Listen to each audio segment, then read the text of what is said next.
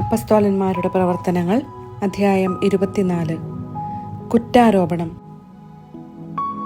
5 ദിവസം കഴിഞ്ഞ് പ്രധാന പുരോഹിതനായ അനനിയാസ് ഏതാനും ജനപ്രമാണികളോടും അഭിഭാഷകനായ തെർത്തുളൂസിനോടും കൂടെ അവിടെ എത്തി. അവർ ദേശാധിപതിയുടെ മുൻപാകെ പൗലോസിനെതിരായി പരാതിപ്പെട്ടു. അവനെ കൊണ്ടുവന്നപ്പോൾ തെർത്തുളൂസ് ഇങ്ങനെ കുറ്റാരോപണം തുടങ്ങി: അഭിവന്ദ്യനായ ഫെലിക്സേ, നിന്റെ ഭരണത്തിൽ ഞങ്ങൾ വളരെ സമാധാനം അനുഭവിക്കുന്നുവെന്നതും നിന്റെ പരിപാലനം വഴി ഈ ദേശത്ത് പല പരിഷ്കാരങ്ങളും നടപ്പാക്കപ്പെട്ടിരിക്കുന്നുവെന്നതും ഞങ്ങൾ എല്ലായിടത്തും എല്ലായ്പ്പോഴും കൃതജ്ഞതാപൂർവം അംഗീകരിക്കുന്നു. നിന്നെ അധികം ബുദ്ധിമുട്ടിക്കണമെന്ന് ഞാൻ ആഗ്രഹിക്കുന്നില്ല.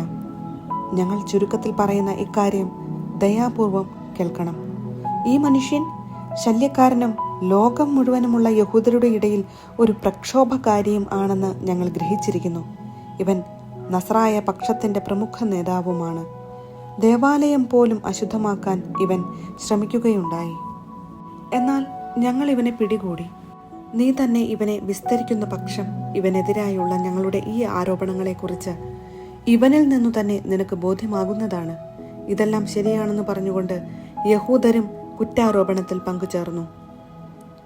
ഫെലിക്സിന്റെ മുൻപിൽ സംസാരിക്കാൻ ദേശാധിപതി ആംഗ്യം കാണിച്ചപ്പോൾ പൗലോസ് പറഞ്ഞു: വളരെ വർഷങ്ങളായി നീ ഈ ജനതയുടെ ന്യായാധിപൻ ആണെന്ന് മനസ്സിലാക്കിക്കൊണ്ട് എൻ്റെ മേലുള്ള കുറ്റാരോപണങ്ങൾക്ക് ഞാൻ സന്തോഷപൂർവ്വം സമാധാനം പറഞ്ഞുകൊള്ളട്ടെ.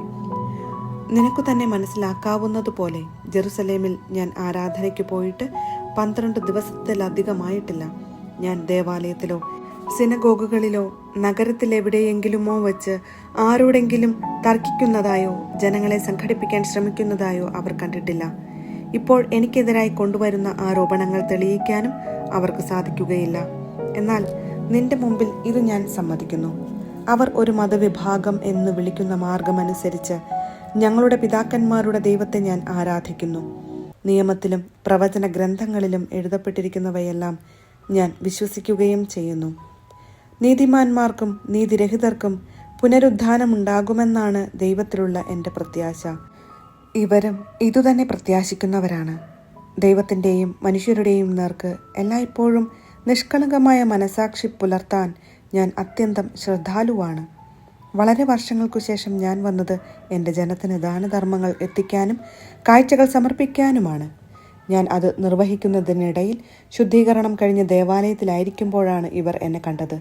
എൻ്റെ കൂടെ ജനക്കൂട്ടമൊന്നും ഇല്ലായിരുന്നു, ബഹളമൊന്നും ഉണ്ടായതുമില്ല. എന്നാൽ അവിടെ ഏഷ്യക്കാരായ ചില യഹൂദന്മാരുണ്ടായിരുന്നു. അവർക്ക് എൻ്റെ പേരിൽ എന്തെങ്കിലും പരാതി ഉണ്ടായിരുന്നെങ്കിൽ അവർ നിന്റെ മുൻപിലെത്തി അത് സമർപ്പിക്കേണ്ടതായിരുന്നു. അല്ലെങ്കിൽ ഞാൻ ആലോചനാ സംഘത്തിൻ്റെ മുൻപാകെ നിന്നപ്പോൾ എന്ത് കുറ്റമാണ് എന്നിൽ കണ്ടതെന്ന് ഈ നിൽക്കുന്നവർ പറയട്ടെ. മരിച്ചവരുടെ പുനരുദ്ധാനം സംബന്ധിച്ചാണ് ഇന്ന് നിങ്ങളുടെ മുൻപിൽ ഞാൻ വിസ്തരിക്കപ്പെടുന്നത് എന്ന് അവരുടെ നടുക്കു നിന്നപ്പോൾ വിളിച്ചു പറഞ്ഞതൊഴികെ മറ്റൊരു കുറ്റവും ഞാൻ ചെയ്തിട്ടില്ല. മാർഗത്തെക്കുറിച്ച് കൂടുതൽ നന്നായി അറിയാമായിരുന്ന ഫെലിക്സ് ആകട്ടെ സഹസ്രാധിപനായ ലീസിയാസ് വന്നിട്ട് നിങ്ങളുടെ കാര്യം ഞാൻ തീരുമാനിക്കാം എന്ന് പറഞ്ഞുകൊണ്ട് വിസ്താരം മറ്റൊരവസരത്തിലേക്ക് മാറ്റിവെച്ചു. അവനെ തടവിൽ സൂക്ഷിക്കണമെന്നും എന്നാൽ കുറേയൊക്കെ സ്വാതന്ത്ര്യം അനുവദിക്കണമെന്നും സ്വന്തക്കാരിൽ ആരെയും അവനെ പരിചരിക്കുന്നതിൽ നിന്നും തടയരുതെന്നും അവൻ ശതാധിപന് കൽപ്പന കൊടുത്തു. ഫെലിക്സിന്റെ തടങ്കലിൽ കുറേ ദിവസങ്ങൾ കഴിഞ്ഞപ്പോൾ ഫെലിക്സ് യഹൂദയായ ഭാര്യ ദ്രൂസില്ലായോടൊപ്പം വന്ന് പൗലോസിനെ വിളിപ്പിച്ച് യേശു ക്രിസ്തുവിലുള്ള വിശ്വാസത്തെക്കുറിച്ച് അവനിൽ നിന്ന് കേട്ടു. അവൻ നീതിയെക്കുറിച്ചും ആത്മനിയന്ത്രണത്തെക്കുറിച്ചും വരാനിരിക്കുന്ന ന്യായവിധിയെക്കുറിച്ചും സംസാരിച്ചപ്പോൾ ഫെലിക്സ് ഭയപ്പെട്ട് ഇങ്ങനെ പറഞ്ഞു: തൽക്കാലം നീ പൊയ്ക്കൊള്ളുക. ഇനിയും എനിക്ക് സമയമുള്ളപ്പോൾ നിന്നെ വിളിപ്പിക്കാം. എന്നാൽ അതേസമയം പൗലോസിൽ നിന്ന് കൈക്കൂലി കിട്ടുമെന്ന് അവൻ പ്രതീക്ഷിച്ചു. അതിനാൽ പലപ്പോഴും അവൻ പൗലോസിനെ വരുത്തി സംസാരിച്ചിരുന്നു.